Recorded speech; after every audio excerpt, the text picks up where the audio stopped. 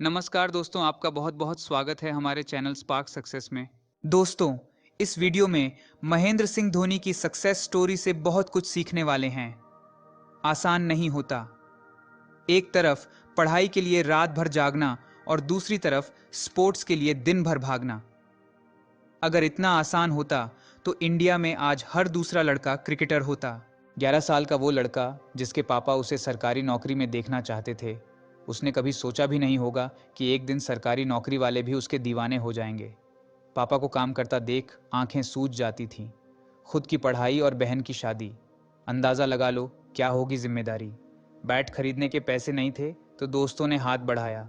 दोस्त भी उसके पीछे इतना पागल सिर्फ इसीलिए थे क्योंकि उसने कभी अपने रुतबे पर अकड़ नहीं दिखाई। क्या उसकी ज़िंदगी आसान थी? बोर्ड की परीक्षा में बैठकर भी वो मैच के सपने देखता था, जहां हर एक स्टूडेंट पूरा समय खत्म होने के बाद भी 5 मिनट और मांगता है। वहां वो शख्स आधे घंटे पहले पेपर जमा करके निकल जाता है, क्योंकि उसका खेल उसके लिए सबसे ऊपर था। खेल ने ही उसे नाम दिलाया, एक बेहतरीन पहचान दिलाई, और इसी खेल ने उसे नौकरी भी दिलाई। आज से 20 साल पहले जब लोग कहते थे इस युग में एक बार भगवान मिल जाएंगे, मगर सरकारी नौकरी मिले ये बहुत मुश्किल है। उस दौर में जब लोग रातों रात मेहनत किया करते थे किसी सरकारी नौकरी को पाने की, उसी समय पर वो बंदा सिर्फ अपने खेल को नेक्स्ट लेवल पर लेकर जाना चाहता था। 12 घंटे की ड्यूटी और 6 घंटे की प्रैक्टिस, आदमी की कमर टूट जाएगी। उसे एक बार अपनी कमर तोड़ना मंजूर था, मगर अपने सपने खोना नहीं। ना वो ज़्यादा बोलता था और ना ही ज़्यादा सोचता था, लेकिन जब वो मैदान में उतरता था तो उसके नाम की गूंजें शोर करती थीं और उसका बल्ला फोड़ता था। वो डिज़र्व कुछ बहुत बड़ा करता था, लेकिन किस्मत हर कदम कदम पर उसके लिए एक नई मुसीबत खड़ी कर रही थी। जो मौका उसे 25 की उम्र में मिला इंडिया खेलने का, वो मौका शायद उसे 5 साल पहले मिल गया होता, अगर दिलीप ट्रॉफी के लिए उसकी फ्लाइट नहीं छूटी होती। पहले उसके पिता को उसके करियर की फिक्र थी, आज पूरे देश को उसके सफलता पर फक्र है। लेकिन उस फिक्र से फक्र तक का सफ़र उसने अकेले तय किया है। अपने लिए क्या सही है क्या नहीं है वो उसने खुद ने चुना है। 100 लोगों के पास पूछने को नहीं गया। जो उसके दिल ने कहा उसने बस उसी को करा है। दिल ने कहा खेल क्योंकि तुझे सितारा बनना है। पिता ने कहा उम्र देख अपनी, क्या तुझे नकारा बनना है। जिसने उसे पहले वादा किया था कि उसकी मुश्किल की घड़ी में वो साथ आएंगे, जब वो घड़ी आई तो उन लोगों का एक कॉल तक नहीं आया। उसे बहुत जल्द ये पता चल चुका था कि बाहर की दुनिया भी एक खेल ही है, जहां उस पर लगातार बाउंसर्स फेंके जा रहे हैं। या तो वो घायल हो सकता है या पुल शॉट खेलकर शोर का सैलाब ला सकता है। वो सहता गया, घुटता गया। उसे करना कुछ और था और कर वो कुछ और ही रहा था। लेकिन एक दिन खालीपन में अकेला बैठा अपने सपनों को खुद से दूर जाता देख वो बर्दाश्त नहीं कर पाया। शाम ढलने के साथ साथ अब उम्र भी ढल रही थी। साथ वाले सब आगे निकल चुके थे। जिसने कभी उसके साथ खेला वो आज देश को जीता रहे थे, और यहाँ वो खेल से दूर होकर खड़गपुर के 2 नंबर प्लेटफॉर्म पर अपना सपना हार रहा था। लेकिन वक्त बदला, उसने अपना दांव खेला, सही समय पर उसने सही फैसला लिया, वापस खेलने का पूरा इरादा किया। उसकी माँ ने बचपन में ही कहा था ये थोड़े से में खुश होने वालों में से नहीं है। इस बात को उसने पूरा सही साबित भी किया। उसे सारी उम्र ट्रेनों को देख देख कर नहीं काटनी थी, बल्कि उसे उस ऊंचाई तक पहुंचना था जहां से उसकी उड़ान को सारा ज़माना देख पाए। ट्रेन स्टेशन पर आई। मन में 100 सवाल थे। नौकरी भी दांव पर थी। सब कुछ बहुत रिस्क में था, लेकिन वो अपने खेल के इश्क में था। उसके पास 10 कारण थे, ना जाने के, लेकिन सिर्फ एक कारण कि उसे खेलना है, वो उन 10 कारणों पर भारी था उसे वहां से निकालने के लिए। आखिर में उसने अपने दिल की सुनी। कुछ पल के लिए विचारों को किनारे किया, और उस पल के लिए वो सिर्फ उस पल में जिया। वो उस ट्रेन से निकला और अपने मैदान में पहुंचा।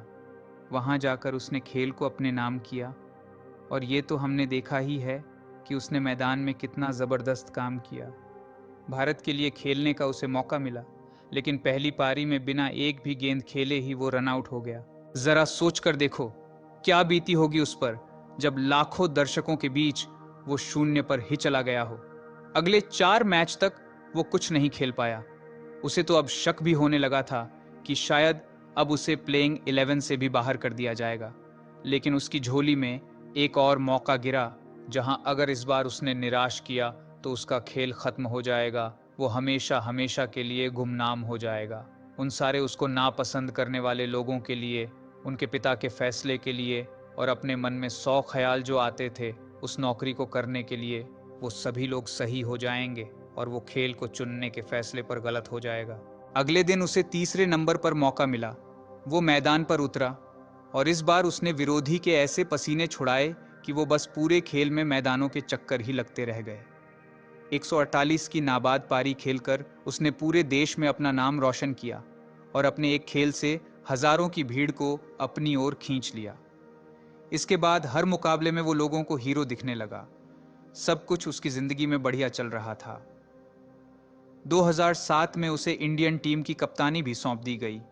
इस वक्त तक उसे पीछे मुड़कर देखने की ज़रूरत नहीं थी, लेकिन तभी उसकी गर्लफ्रेंड का एक्सीडेंट हो जाता है, जहां वो एक तरफ दूसरे देश में बेखबर होकर टीम को ट्रॉफीज़ पर ट्रॉफीज़ दिला रहा था, वहीं दूसरी तरफ उसकी गर्लफ्रेंड, जिससे उसकी शादी होने वाली थी, वो अपनी आखिरी सांसें ले रही थी।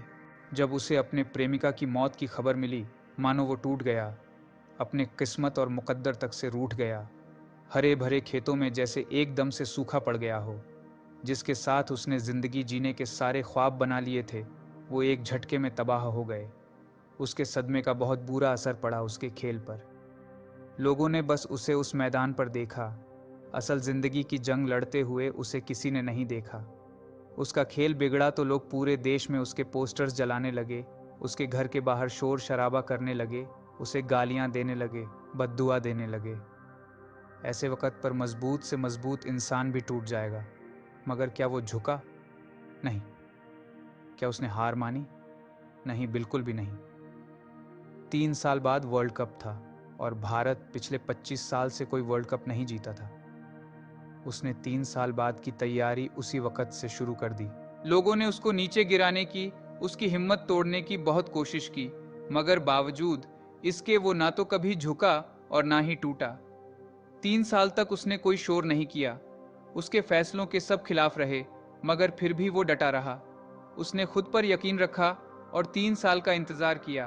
3 साल बाद, साल 2011 में, जब टूर्नामेंट की लहर पूरी दुनिया में पसरी, एक के बाद एक जीत करके टीम प्लेऑफ्स के लिए क्वालिफाई कर गई, मगर अब भी मुकाम दूर था, क्योंकि सेमीफाइनल पाकिस्तान से जीतना थोड़ा मुश्किल था।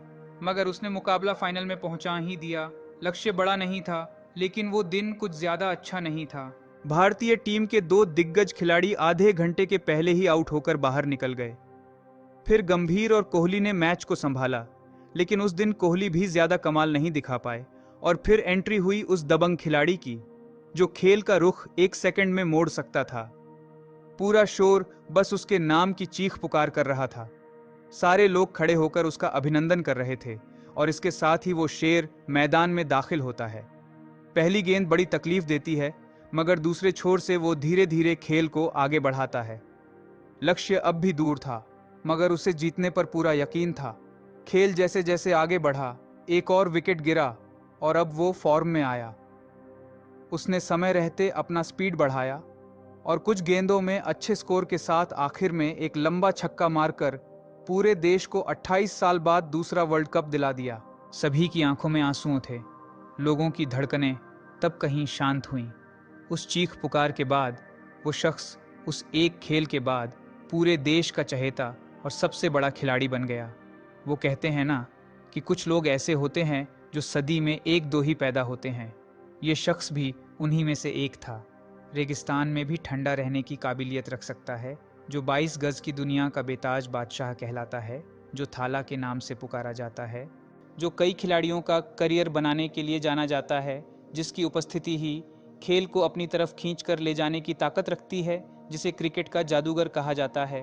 वो कहते हैं ना, जो अनहोनी को होनी कर दे, होनी को अनहोनी, जर्सी नंबर 7 है उसकी, नाम है उसका धोनी। जी हाँ, महेंद्र सिंह धोनी।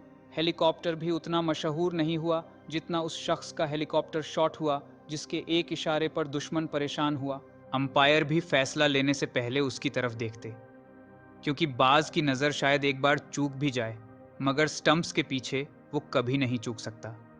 तभी तो वो कैप्टन कूल महेंद्र सिंह धोनी कहलाता है। खिलाड़ी खेल जरूर छोड़ दे, मगर जिनके दिलों में वो बस चुका है, वो हमेशा उनके दिलों में जिंदा और बुलंद रहेगा। दोस्तों, आपको यह महेंद्र सिंह धोनी की सक्सेस स्टोरी कैसी लगी कमेंट करके जरूर बताएं और हमारा चैनल को सब्सक्राइब जरूर करें। धन्यवाद।